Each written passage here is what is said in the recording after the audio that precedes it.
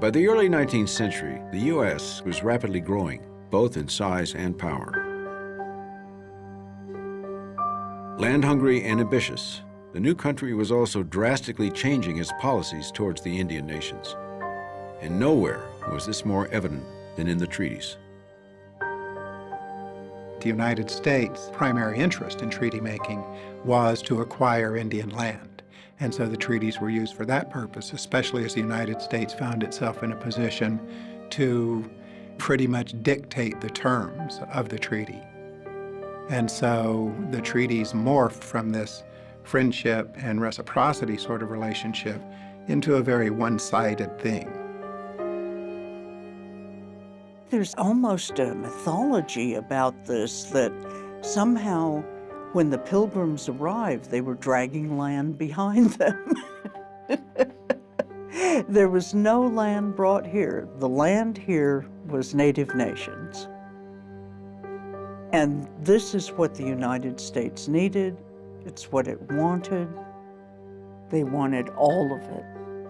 They wanted everything. The greed came in. Well, we have a little tract here now we need a little more. And well, we need to go make another treaty. We didn't understand that eventually those treaty-making processes ended up to the acquisition of all of our ancestral homeland. That land was a part of us. That land helped us be. That land was who we were and who we are. The command of removal came unexpectedly upon most of us. There was a time that we noticed several overloaded wagons were passing our home, yet we did not grasp the meaning. Then one day, wagons stopped. We were to be taken away and leave our homes, never to return.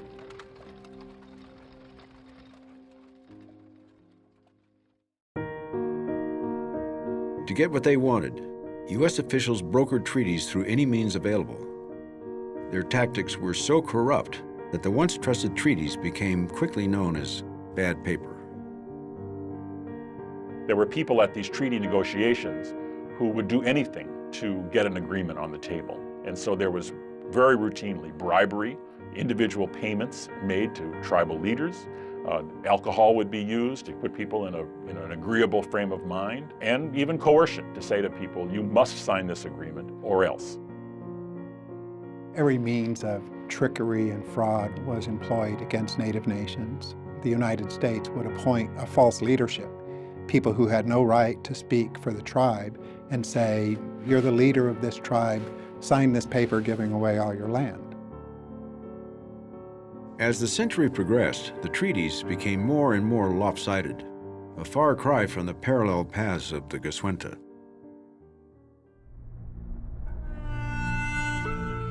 Despite appeals from the Indian nations, the U.S. kept on its new trajectory, rationalizing its aggressive actions along the way.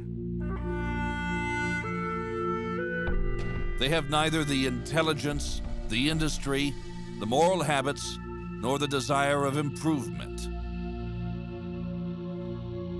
The tribes of Indians inhabiting this country were fierce savages. To leave them in possession of their country was to leave the country a wilderness. It's important in the great American mythology to describe the Americas as wilderness. Because of its wilderness, then there's really nobody to dispossess. It was okay to come here and prosper and conveniently forget that there were already people and civilizations in place.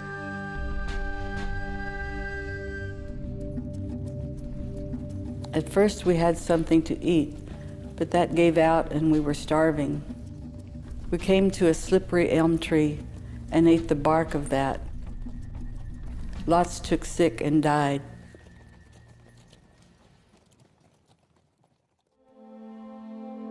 As Americans successfully pushed the bounds of the frontier, they not only believed that they were destined to take over the land and prosper, they believed that God was the one who put them there to do it. They believed that it was God's will, that the United States should be a continental nation stretching from the Atlantic to the Pacific. As each wave of immigration would come, they'd move into an area. The United States would then make some sort of arrangement with the tribe to get that land from them. And then more would come, and they'd advance the frontier even further. The power of manifest destiny, of expansion, of inevitability, of God's providence helped to rally people around not only the idea of Americans as entitled to North America, but rallied them around the idea that Indian people were barriers to civilization and barriers to progress. No matter how many treaties were signed or how much land they gave to the United States, the Indian was still in the way. This was known as the Indian problem. This so-called problem continued despite a decades-old policy to force Indians to swap their land east of the Mississippi for land west of it. The Indians would then move to those western parts and away from the Americans. This plan was simply called removal. The Removal Act was the centerpiece of Andrew Jackson's political agenda, and it was very controversial at the time. It was very widely debated. There was lots of discussion across the country, and very many prominent people spoke up against it. Will the American government steal? Will it lie? Will it kill? I have no desire to see the poor remnants of a once powerful people. The removal bill represents oppression with a vengeance. The removal process, it was, all right, you've made these treaties. Now, you can have one of two things. You can keep your sovereignty, but you can't keep your land. But if you keep your land, then you have to assimilate and no longer be Indian. You will have sovereignty or you have your land. You can't have both. Across the United States, the Removal Act divided the country. But across the Indian nations, reaction was unanimous. We are surrounded by white people, and there are encroachments made. What assurances have we that similar ones will not be made on us should we remove to the Mississippi? Look here, Father. Our lands belong to us. We shall keep them. We do not wish to talk to you anymore.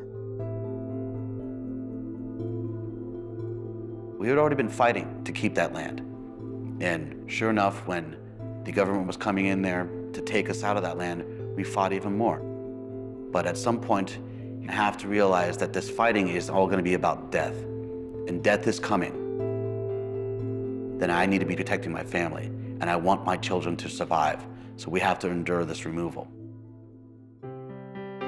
Many of the tribes did choose to accept removal as a means of maintaining the tribal nation.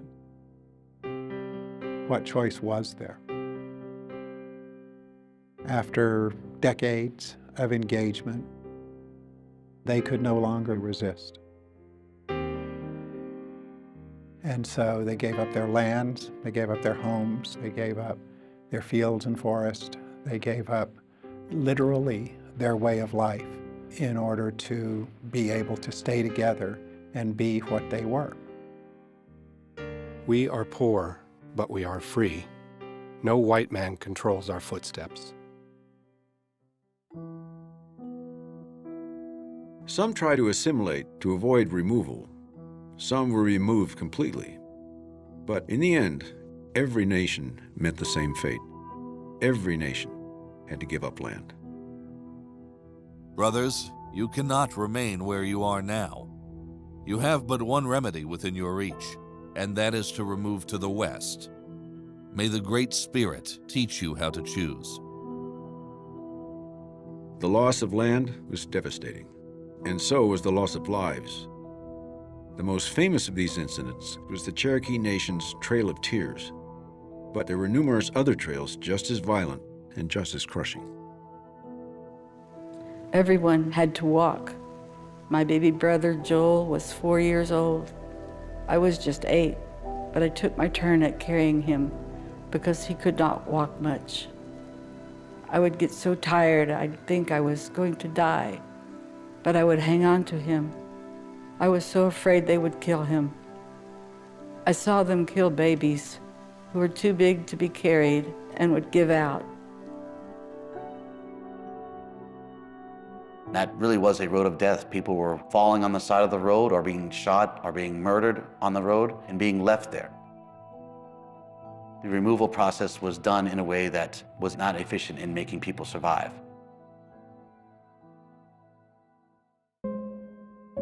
Of the millions of Indian people that lived before the first colonists arrived, by the end of the 19th century, only 250,000 remained. The removal of a tribe was certain to destroy all of the things they knew about taking care of themselves, all of their medicines, all of their foods. Everything about them had to change in order to survive. It can only be understood as an act of destruction. When you move a people from one place to another, when you displace people, when you wrench people from their homelands, wasn't that genocide? We don't make the case that there was genocide. We know there was, yet here we are. When we were forced to leave our land, we took the fires with us. We took the embers along. Then when we got to Oklahoma, we rekindled the old fire. Old home or new home, it is the same fire.